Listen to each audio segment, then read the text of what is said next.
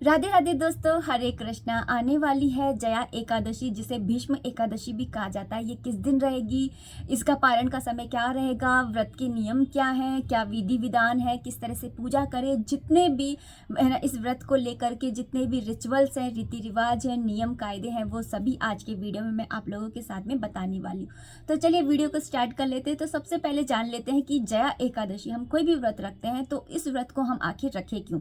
तो जया एकादशी का व्रत जो हमें इसलिए रखना है क्योंकि जया एकादशी नाम से ही पता चल रहा है, जया एकादशी, जिस व्रत को करने से हमें यश प्राप्त होता है, साथ ही साथ इस व्रत को करने से हमें भूत पिशाच और पितरों की जो योनि होती है उस योनि से हमें छुटकारा मिलता है। हमें तो मिलता ही साथ ही साथ हमारे जो पूर्वज पितर हैं उनको भी है ना अपनी पितृ योनि से छुटकारा मिल जाता है। अगर वो कष्ट भोग रहे होते हैं तो उन्हें अपने कष्टों से मुक्ति मिलती है और फिर वो आप लोगों को बहुत सारा आशीर्वाद दे के जाते हैं, जिसकी वजह से आपके घर के अंदर सुख समृद्धि और पुत्र पौत्रों से आपका घर जो है वो भर जाता है। और भगवान विष्णु की कृपा तो आपको प्राप्त होती ही होती है, और जहाँ भगवान विष्णु की कृपा प्राप्त होती है वहाँ लक्ष्मी जी की कृपा प्राप्त होना तो अनिवार्य है ही है। तो इसलिए हमें जया एकादशी का व्रत रखना चाहिए। साथ ही साथ मेरे पास प्रश्न आता है कि क्या किसी भी एकादशी से व्रत उठा सकते हैं? नहीं दोस्तों, हर एकादशी से व्रत नहीं उठा सकते हैं, लेकिन अगर आप सारी एकादशियां करना चाहते हैं तो हर एकादशी से नहीं उठा सकते।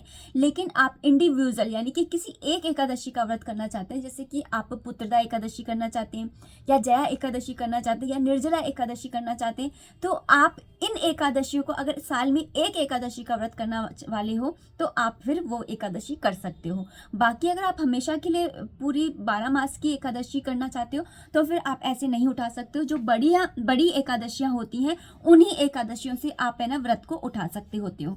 तो ये तो हो गया प्रश्न का जवाब। अब जान लेते हैं कि जो एकादशी है वो किस दिन रहेगी। तो एकादशी जो है वो 20 फरवरी वाले दिन रहेगी। वैसे तो 19 फरवरी से ही एकादशी तिथि स्टार्ट हो जाएगी, 8:49 के अराउंड, 8:30 बजे के अराउंड है ना एकादशी स्टार्ट हो जाएगी। लेकिन मैं हमेशा ही हर वीडियो में आपको बोलती हूँ कि भगवान विष्णु के जितने भी तीज त्योहार होते हैं, व्रत आदि होते हैं, वो सभी सूर्य नारायण भगवान की उदय तिथि के अनुसार बनाए जाते हैं। और उदय तिथि के अनुसार यानी कि 19 तारीख को 8:49 के अराउंड सूर्य उदय नहीं होता है। 6 से 6:30 बजे के बीच आजकल सूर्य नारायण भगवान जी जो है वो उदित हो जाते हैं। तो इसीलिए इस हिसाब से 20 फरवरी वाले दिन ही एकादशी जो व्रत है वो रखा जाएगा। 20 फरवरी वाले दिन एकादशी का व्रत रखा जाएगा। और साथ ही साथ पारण का समय भी बताती चलती हूँ। तो जो 20 फरवरी को व्रत रखेंगे और 21 फरवरी को इसका पारण किया जाएगा। और पारण का समय जो है वो 9:45 तक आपको कर लेना है। 7 बजे से लेकर के 9:45 तक आपको कर लेना है, इस बीच में आपको कर लेना है। तो चलिए जानते हैं कि एकादशी वाले दिन आपको व्रत कैसे करना है, इसकी क्या विधि है, सब कुछ आपको बताती हूँ। तो जो जया एकादशी है या फिर कोई सी भी एकादशी है त्रिदिवसीय होती है। तो दशमी तिथि वाले दिन से ही यानी कि जो 19 फरवरी है उस दिन से ही यानी कि सोमवार वाले दिन को ही आपको सूर्य नारायण भगवान जी जब उन्हें अस्त हो जाते हैं, सूर्य अस्त हो जाता है, उसके बाद में आपके नियम जो हैं वो स्टार्ट हो जाते हैं। कुछ लोग तो खाना भी नहीं खाते हैं, लेकिन अगर आप खाना खाते हैं तो ध्यान रखें कि आप प्याज लहसुन का उपयोग ना करें, चावल का उपयोग ना करें, पृथ्वी शयन करें, ब्रह्मचर्य का पालन करें। इन सभी छोटे छोटे नियमों का आपको पालन करना होता है। इसके बाद में आती है एकादशी वाली तिथि। एकादशी वाले दिन आपको सुबह जल्दी उठना है, उठ करके स्नान आदि से निवृत्त हो जाना है। जब आप नहाते हैं तो नहाने के जो पानी होता है, स्नान का जो जल होता है, उस जल के अंदर आपको कुछ ना कुछ मिला करके नहाना होता है। कोरे जल से स्नान नहीं किया जाता है। जल के अंदर आप है ना नदियों का जल मिला सकते हैं, सप्त नदियों का जल मिला सकते हैं, किसी एक नदी का जल मिला सकते हैं, ये नहीं है तो आंवले का रस मिला सकते हैं, ये नहीं है तो आप हल्दी मिलाकर नहा सकते हैं, या फिर कच्चा दूध मिला करके भी आप स्नान कर सकते हैं, या तिल भी मिला करके आप स्नान कर सकते हैं। तो इस तरह से आपको स्नान करना होता है। स्नान करने के बाद में आपको पीले वस्त्र धारण करने होते हैं। इसके बाद में आपको पूजा करनी होती है। पूजा करते समय आपको सबसे पहले अपने लड्डू गोपाल जी को, और अगर राधा कृष्ण का श्री विग्रह है तो उनको स्नान कराना होता है, और स्नान करा करके उनको पीले वस्त्र धारण कराने होते हैं।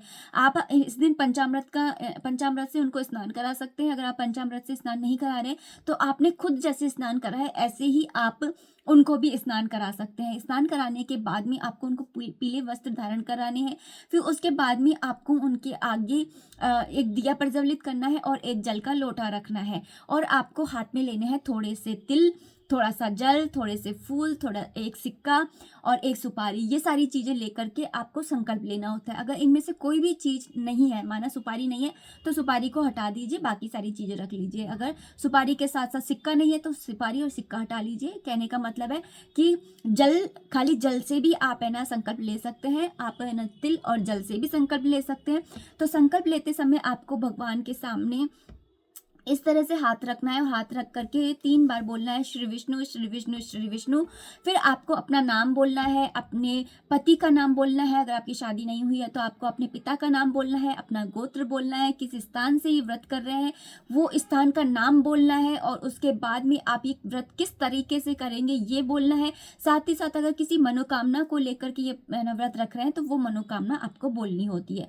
ऐसा करने के बाद में आपको वो जो हाथ के अंदर जल होता है वो या तो आप भगवान के ना श्री विग्रह के सामने छोड़ दीजिए, या फिर जो जल का लोटा होता है उसके अंदर आप छोड़ सकते हैं।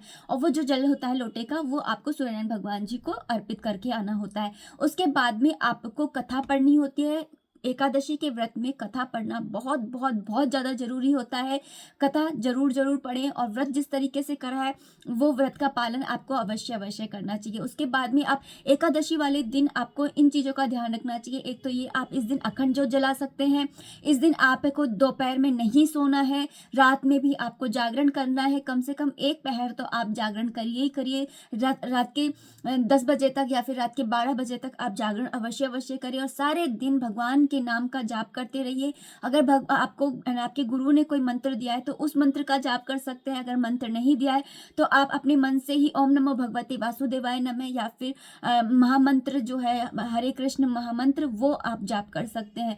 तो ये सारे आपको करना होता है। साथ ही साथ आपको चावल वगैरह इनका, लड्डू गोपाल जी को है ना, कुछ लोग हैं अन्न का भोग लगा देते हैं, लेकिन कहा जाता है कि अन्न के अंदर, चावलों के अंदर पाप समाहित होता है, इसलिए उस दिन अन्न को जो है ग्रहण नहीं करना चाहिए। और ये सारी चीज़ें जो होती हैं वो जानवरों पर लागू नहीं होती है। कई बार प्रश्न आते हैं कि है ना, क्या गाय की रोटी बनानी चाहिए एकादशी वाले दिन? हाँ दोस्तों, गाय, पशु यानी जानवरों के लिए ये नियम नहीं होते हैं, तो आप उनके लिए खाना बना सकते हैं। आप अपने प्रभु के लिए भी बना सकते हैं, क्योंकि वो पाप और पुण्य से ऊपर उठे हुए हैं, लेकिन आपने उनके साथ में एक रिश्ता जोड़ा हुआ है, इसलिए आपको उनको भोजन में अन्न नहीं ग्रहण कराना चाहिए, चावल ग्रहण नहीं कराने चाहिए। हो सके तो घर में किसी को भी नहीं कराना चाहिए, सबको व्रत रखना चाहिए, लेकिन नहीं रखते हैं, अब क्या करें। तो इस तरह से आपको जो है पूरे दिन आपको व्रत रखना चाहिए। शाम के टाइम आरती करनी है। अगर आपने पूरे दिन अखंड ज्योत नहीं जलाई है तो आप आरती के समय पर ही एक ज्योत जला सकते हैं, जो कि रात के 12 बजे तक या सुबह के 4 बजे तक जले। इतना घी डाल करके आपको एक ज्योत जलानी चाहिए। उसके अंदर आप तिल डाल सकते हैं, हल्दी डाल सकते हैं। इस तरह से आपको व्रत करना होता है। दूसरे दिन आपको द्वादशी तिथि के दिन आपको उठ करके नहा धो करके आपको लड्डू गोपाल जी को स्नान आदि से निवृत्त कराना है। उसके बाद में आपको उनका जो चरणामृत होता है वो चरणामृत लेकर के और तुलसा जी का पत्ता लेकर के और आपको अपना जो व्रत है वो खोलना होता है। तो इस तरह से आपको व्रत खोलना होता है। और साथ ही साथ इस दिन जब व्रत खोलते हैं तो चावलों का भोग लगाया जाता है, क्योंकि हमने एकादशी वाले दिन चावलों का त्याग कर दिया, और जब तक हम भगवान को चावलों को भोग नहीं लगाएंगे तब तक वो चावल हम कैसे खा सकते हैं। इसलिए पहले चावल बनाते हैं, मीठे चावल बनाते हैं। आप मीठे खीर भी बना सकते हैं, है ना, या फिर चावल भी बना सकते हैं मीठे, या फिर खिचड़ी वगैरह, आप कुछ भी जो आपको सही लगे वो बना लीजिए। और उसके बाद में आप वो, है ना, उसके अंदर से थोड़ा सा आप गाय के लिए निकाल दीजिए और फिर भगवान को भोग लगा करके आप खुद खा सकते हैं। कहा जाता है कि व्रत के अंदर आपको जो चीज आप खा रहे हैं उसका आपको पहले दान करना होता है, किसी को देना होता है, यानी ब्राह्मण को देना होता है। तो जैसे आपने चावल बनाए तो चावल पहले आप ब्राह्मण के निकालिए, फिर उसके बाद में गाय के निकालिए, उसके बाद में आपको खाना होता है। ब्राह्मण नहीं मिल रहे हैं तो आप किसी गरीब को खिला सकते हैं, किसी कन्या को खिला सकते हैं। अगर ये भी नहीं मिल रहे हैं तो आप कच्चे उठा करके रख दीजिए, जब आप मंदिर जाएं जब दे दीजिए। अगर आप कच्चे भी नहीं देना चाहते तो उनके नाम का जो है पैसे निकाल के रख दीजिए, और फिर बाद में जब भी आप मंदिर जाएं या आपको कोई गरीब मिले तो उनको वो जो पैसे हैं वो आप उनको दान कर सकते हैं। तो इस तरीके से आपको द्वादशी वाली तिथि वाले दिन आपको व्रत का पारण करना होता है। बहुत बार प्रश्न आता है कि व्रत का पारण का मतलब क्या होता है। व्रत का पारण का मतलब होता है व्रत को खोलना। तो एक शुभ तिथि के अंदर ये व्रत को खोला जाता है। तो आई होप आपको वीडियो पसंद आई होगी और आपको है ना वीडियो है ना इन्फॉर्मेटिव भी लगी होगी। अगर वीडियो जरा भी पसंद आई हो तो प्लीज़ लाइक कर दीजिएगा, कमेंट कर दीजिएगा। मिलते हैं नेक्स्ट वीडियो में। और कोई भी प्रश्न हो तो आप कमेंट बॉक्स के थ्रू मुझे कर सकते हैं। मिलते हैं नेक्स्ट वीडियो में, तब तक के लिए राधे राधे, हरे कृष्णा।